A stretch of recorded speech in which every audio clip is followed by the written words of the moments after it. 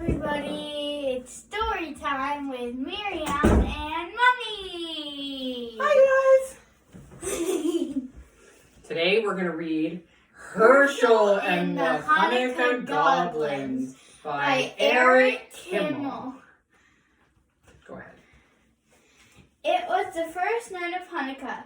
Herschel of Ostrapol was walking down the road. He was tired and hungry. Nonetheless, his step was light. Soon he would reach the next village, where bright candles, merry songs, and platters piled high with tasty potato latkes awaited him.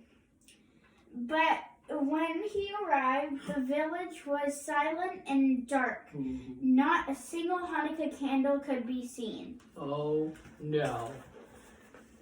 What are they gonna do? Isn't tonight the first night of Hanukkah? Herschel asked the visitors. We don't have Hanukkah, Herschel, one of them answered. No Hanukkah? How can that be? It's because of the goblins. They haunt the old synagogue at the top of the hill. They hate Hanukkah. Whenever we try to light the menorah, the goblins blow out the candles. They break our dreidels. They throw our potato latkes on the floor. Those wicked goblins make our lives miserable all year long. But on Hanukkah, it's really bad. Herschel knew he must help the village people. I'm not afraid of goblins, he said. Tell me how to get rid of them. It's not as easy as you think. The rabbi warned. You must spend eight nights in the old synagogue. The Hanukkah candles must be lit each night. On the eighth night,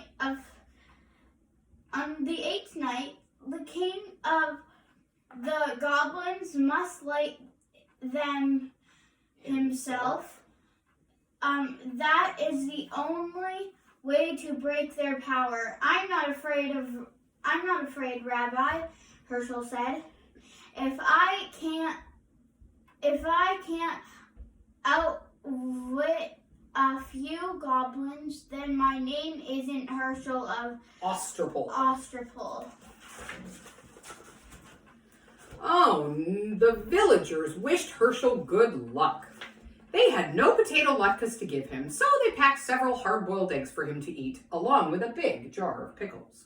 The rabbi gave Herschel a brass menorah, a package of candles, and a box of matches. Then the villagers said goodbye. Nobody expected to see Herschel again. It was long past sundown by the time Herschel climbed up the top of the hill where the old synagogue stood. The crumbling building was gloomy and dark, and rusty hinges squealed as Herschel opened the door. Herschel shuddered. Well, could he believe that goblins lived here? He put 2 candles in the menorah and set it on the windowsill. He struck a match and lit the shamash candle. He said the blessing and was about to light the other candle when he heard a voice. Hey, what are you doing? Herschel turned around. Here was a goblin, no bigger than a horsefly, with long pointy tail, and 2 little bat wings hovering in the air. I'm lighting Hanukkah candles, Herschel said. Tonight is the first night of Hanukkah. He sounds cute. A cute little goblin. No. Oh, he's cute. Oh, no, it's not.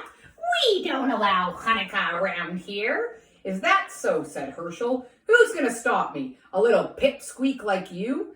I may be little, but I'm strong, said the goblin. Really? Can you crush rocks in your hand? Said Herschel. The goblin laughed. Crush rocks? You're joking. Nobody's that strong. I am. Watch. Herschel took a hard-boiled egg from his pocket and squeezed it until the yolk and white ran through his fingers. That's how hard I'm going to squeeze you if you try to stop me from lighting these candles. The little goblin's eyes opened wide. Since the dim light, the egg looked exactly like a rock. The little goblin shook with fear. "You leave me alone," he squeaked. "Gladly," said Herschel, "if you let me light my candles in peace." All right, one night won't make a difference, but you better not be here tomorrow. Big, scary goblins are coming, much bigger than I. If they catch you lighting Hanukkah candles, you'll be sorry. "We'll see about that," Herschel said to himself, and he lit the first candle. See, he's cute. Yes. On the second night, another goblin appeared. This one was big and fat, waddled like a goose. Herschel was finishing his dinner of pickles and hard-boiled eggs. "Have some pickles," he said to the goblin. "Pickles? Here, catch." Herschel tossed him a sour pickle. The goblin caught it in his mouth and swallowed it. Pickles are good. Do you like them? Have plenty. I have plenty. I have plenty in this jar. Take all you want. The greedy goblin gobbled up as many pickles as his claws could hold. But when he tried to pull his fist out of the jar, he couldn't. I'm stuck. You put a spell on this jar to hold me fast. "That's right," Herschel said, laughing, "and it's a very powerful spell. You came here tonight to stop me from lighting Hanukkah candles, so now I'm going to light them while you stand with your hand in that jar and watch. How do you like that?" No, no, the goblin screamed. I hate Hanukkah. Where's your voices? We need some voices. Too bad. You'll have to get used to it, Herschel said. The blessings and lit the candles slowly. Then he sang all his favorite Hanukkah songs. The goblin wailed and carried on so much that Herschel finally decided to let him go. "Shall I tell you how to break the spell?" "Yes, yes!" "I can't stand it anymore. Let's let go of the pickles. Your greed is the only spell holding you prisoner." The goblin let go of the pickles. His hand slipped out of the jar easily. How that goblin raged. He stood. Sorry. He had stood with his hand in a pickle jar while Herschel lit Hanukkah candles under his nose. The furious goblin stomped his foot so hard that he shattered into a million pieces. The wind blew them away. Oh my. And then the third night came. Herschel felt something watching him as he set the candles in the menorah. Instead of lighting them, he began playing with the dreidel. An hour passed. Herschel looked up. Sitting across the table was another goblin. This one had a fiery red face and two enormous horns. It's getting late, the goblin said. When are you going to light the candles? Later. There's plenty of time. Herschel spun his dreidel. This is more fun. What are you playing with? The goblin asked. It looks like a top. It's a dreidel. Don't you know about dreidels? No. Too bad. Dreidels are lots of fun. You can also make lots of money if you know how to play. Really? Goblins like money. This was no exception. How do you play? It's very simple, Herschel said, but you must have gold. That's the first rule. Well, I have plenty. Is this enough? The goblin poured a pile of gold coins onto the table. He has many noses on his nose.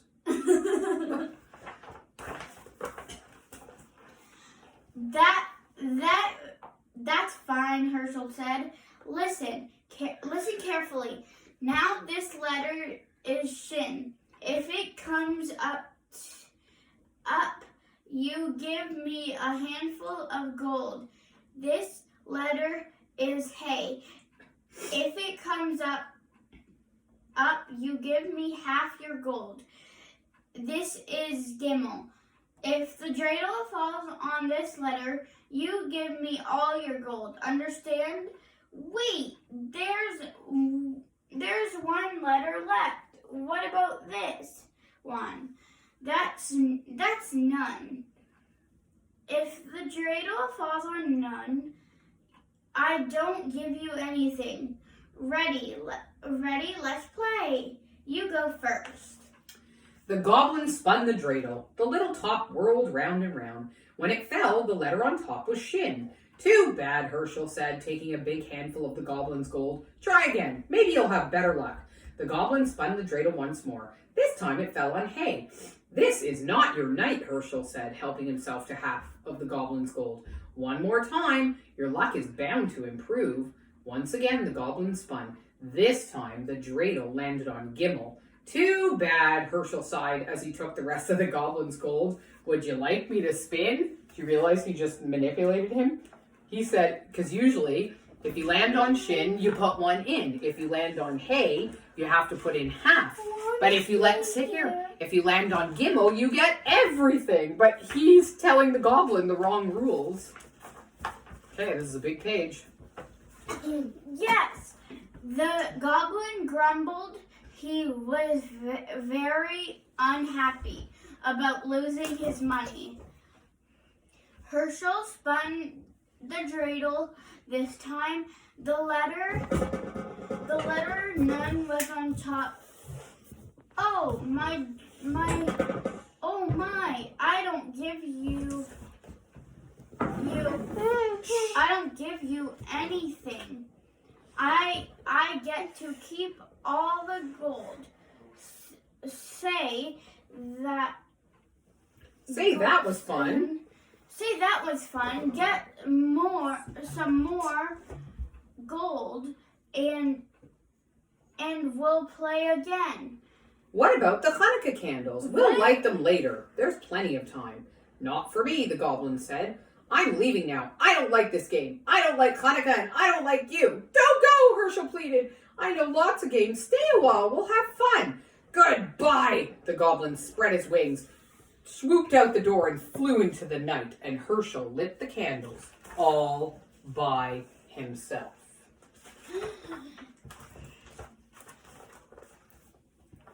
On the following nights, other goblins came. One had 6 heads. One had 3 eyes. All were terrible. All were terrible and fierce. They growled and roared and changed themselves into horrible shapes. They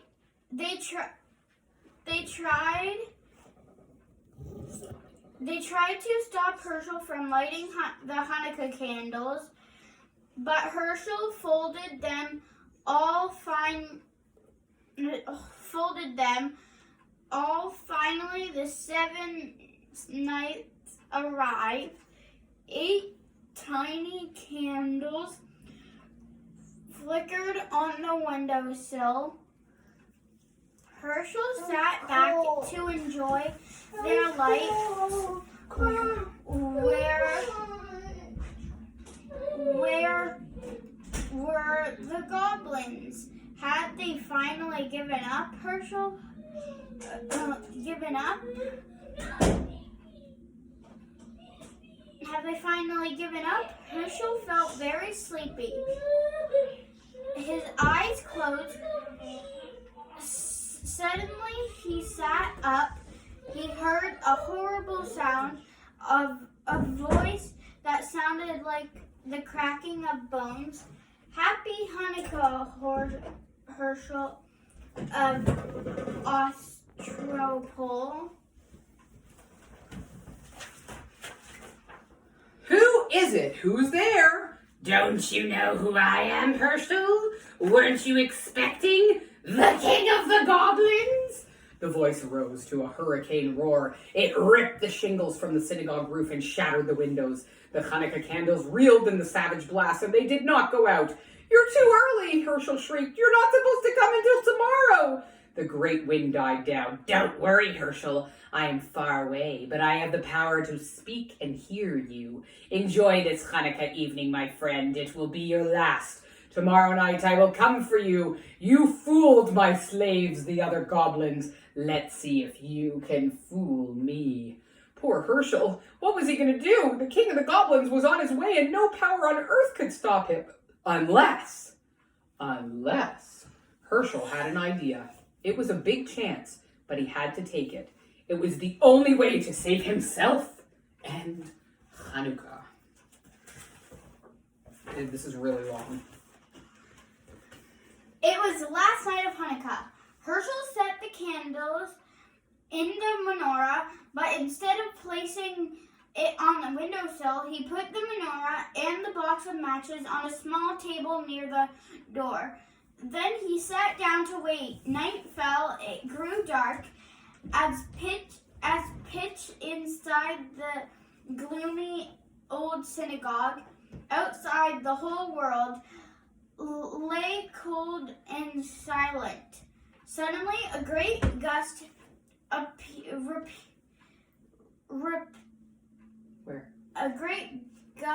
ripped the synagogue door from its hinges. The whole building shook. A fearsome voice spoke. "Herschel of Ostropol! Did I hear something? It is I, the king of the goblins!" Herschel laughed. "Don't be silly. You're one of the boys from the village. You're trying to scare me." "I am not a boy! I am the king of the goblins!"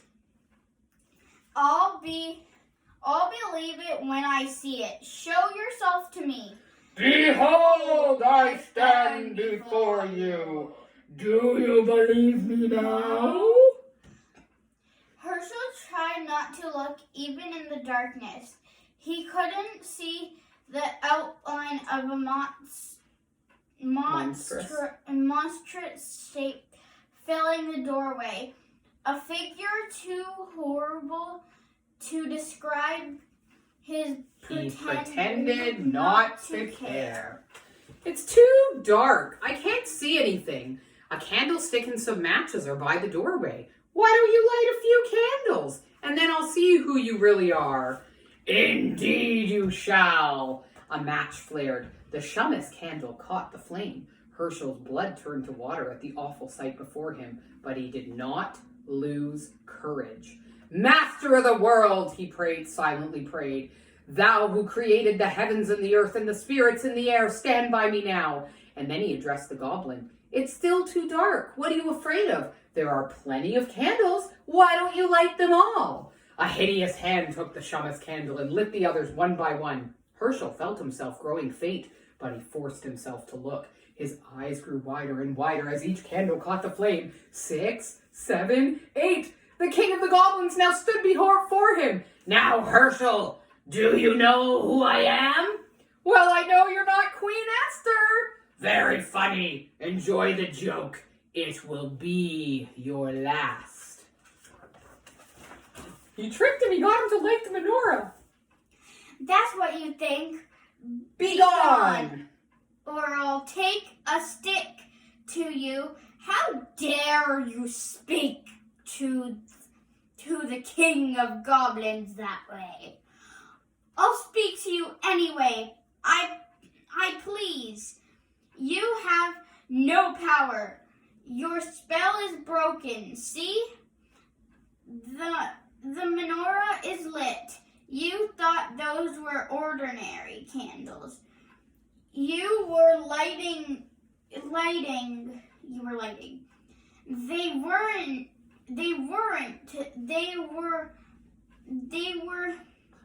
They were Hanukkah candles, and you lit them yourself. The king of goblins roared with a fury. With fury. With fury. The earth trembled, and a mighty wind arose. It ripped off the synagogue roof and blew down the walls. It splintered the great timbers, and scattered them like matchsticks around the menorah. The whirlwind howled, but the candles never flickered. They burned with clear, steady flames.